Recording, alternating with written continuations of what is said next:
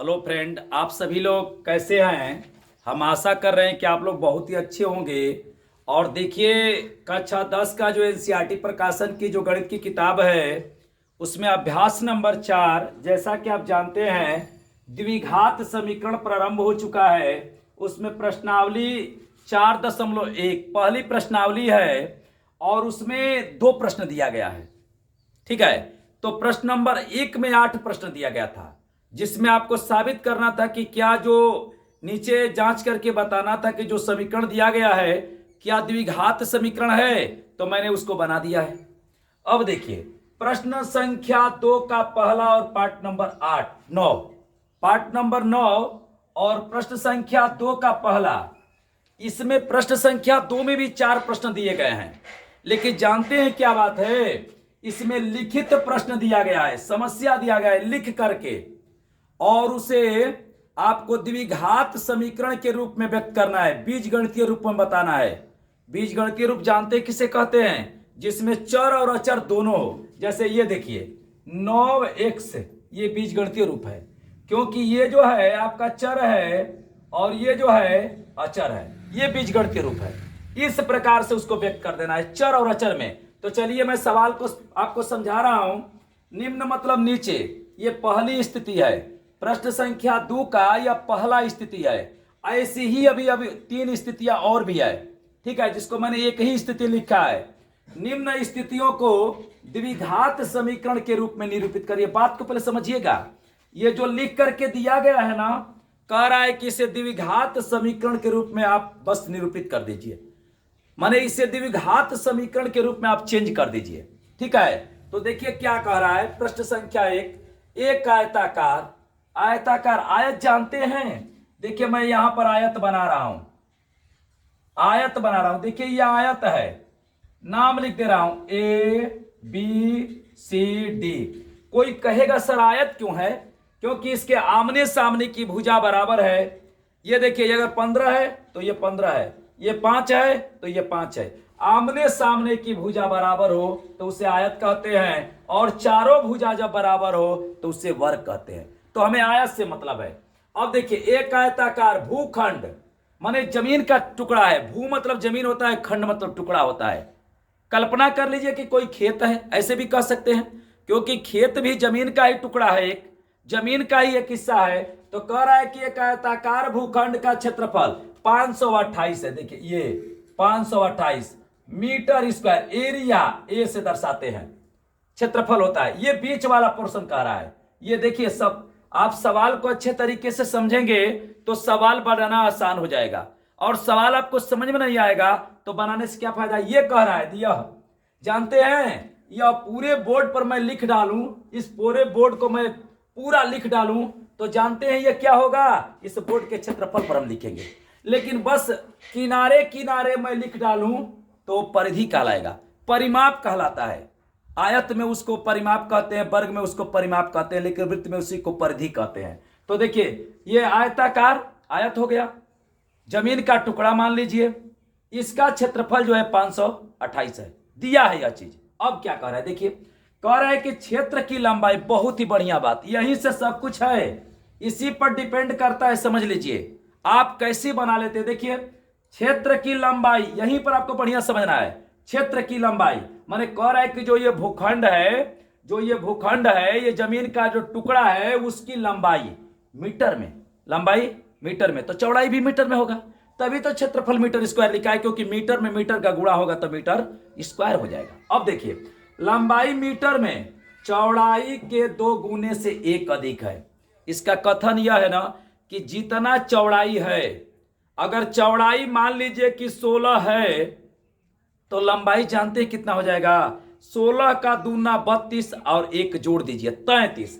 इसकी अगर चौड़ाई जितना आएगा, कह रहा है कि चौड़ाई के 2 गुने से जितना चौड़ाई आएगा, चौड़ाई मान लीजिए अगर 10 आ गया, ये नहीं कह रहा हूं कि इसका चौड़ाई 10 है, लंबाई यही, मैं नहीं यह नहीं कह रहा हूं, हमारा कथन है, सवाल कर रहा है कि जितनी चौड़ाई है, कल्पना करिए अगर चौड़ाई ये 10 आ जाता है, ये 10 होता है, ये 10 आ जाता है, तो जानते हैं ये लंबाई कितना हो जाएगा, 10 का दूना 20 और 1 जोड़ दीजिए 21, ये 21 हो जाएगा, यह भी 21 हो जाएगा। यही इसका कथन है तो इसको मैं बता रहा हूं हमको, क्योंकि चौड़ाई और लंबाई तो हमें पता है नहीं, उसी को पता करना है। तो देखिए क्षेत्र की लंबाई चौड़ाई के 2 गुने से 1 अधिक है, चौड़ाई के 2 गुने से 1 अधिक है। तो कह रहा है कि हमें भूखंड की लंबाई और चौड़ाई ज्ञात करना है। इस जो टुकड़ा है इसकी लंबाई और चौड़ाई आपको पता करना है, लेकिन जानते हैं आपको कह रहा है कि इसको सिर्फ द्विघात समीकरण के रूप में निरूपित करके छोड़ दीजिए। तो मैं इसको ज्ञात नहीं करूंगा, बस इसका द्विघात समीकरण बनाऊंगा और द्विघात समीकरण बनाने के बाद छोड़ देंगे। तो देखिए क्या करते हैं, चलिए सवाल को हम बनाते हैं। सबसे पहले लिखेंगे हल, ठीक है। बताइए क्या पता नहीं है आपको? हमें तो न तो लंबाई पता है नहीं चौड़ाई है, हमें कुछ भी नहीं पता है। तो सबसे पहले हम मानेंगे, माना आयताकार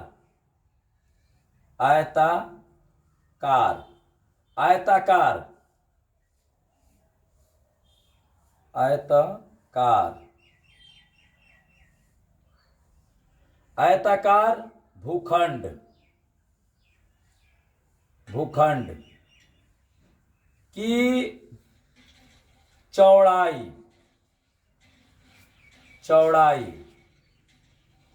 बराबर x मीटर। ठीक है, सही है। मैंने सबसे पहले मान लिया कि चौड़ाई इसका x मीटर है। चौड़ाई इसका क्या है? x मीटर है, क्योंकि हमें पता नहीं है। तो आप पुनः लिखेंगे आयताकार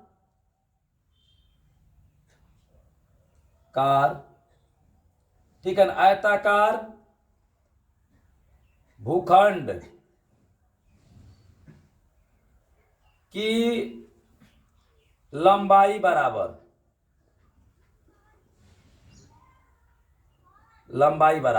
बताइए क्या है यहां पर, ध्यान समझिए। कह रहा है कि जितना चौड़ाई है, यहीं पर सबसे बढ़िया चीज है, जितना चौड़ाई है उसके 2 गुने से 1 अधिक है। तो बताइए 2 गुणे चौड़ाई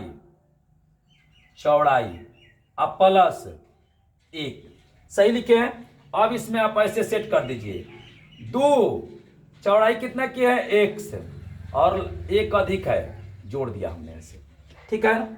अब देखिए क्या करेंगे, आयता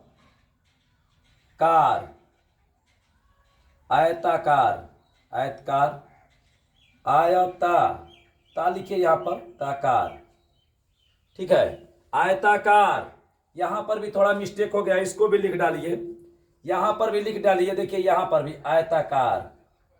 आयताकार भूखंड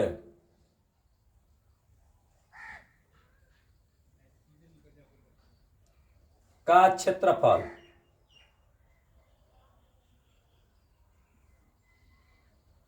क्षेत्रफल बताइए। आयताकार जो ये भूखंड है, जो यह जमीन है, इसका क्षेत्रफल कितना दिया है? तो 528 दिया है। तो मैं यहां पर लिख दे रहा हूं 528, ठीक है ना, मीटर स्क्वायर।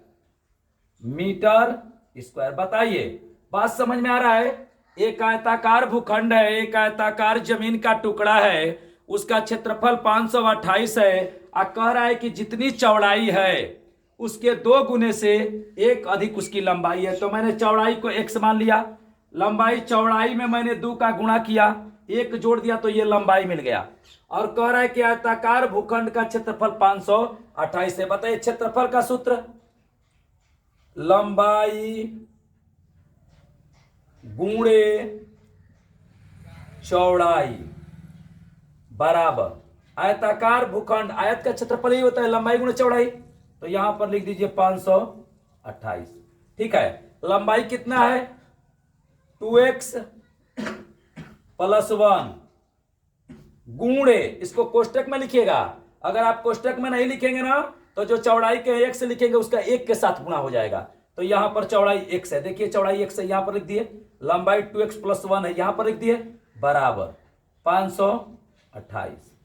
अब इसका इसमें गुणा करिए, तो इसके आगे प्लस है और इसके आगे प्लस है, तो प्लस में प्लस का गुणा होगा, तो प्लस आगे नहीं लिखते हैं। यहां 2 है, यहां पर कुछ नहीं, तो 1 है। तो यहां पर अचर 2 है और यहां पर अचर 1 है, तो 1 में 2 का गुणा होगा तो 2 होगा।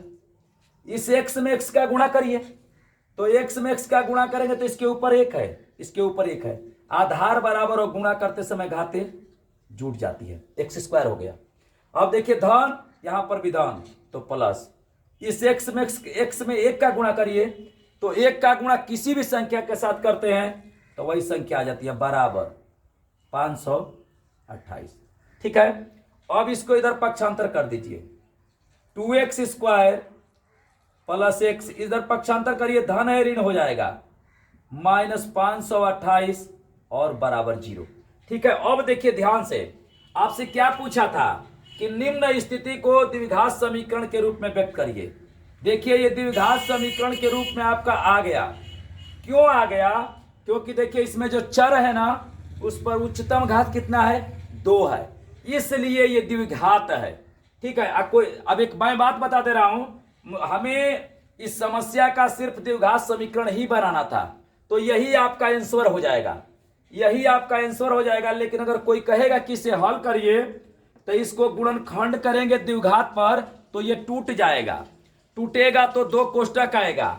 इसको हल करेंगे तो x बराबर 16 आएगा, x बराबर क्या आएगा? 16 आएगा। एक x बराबर जानते हैं क्या आएगा?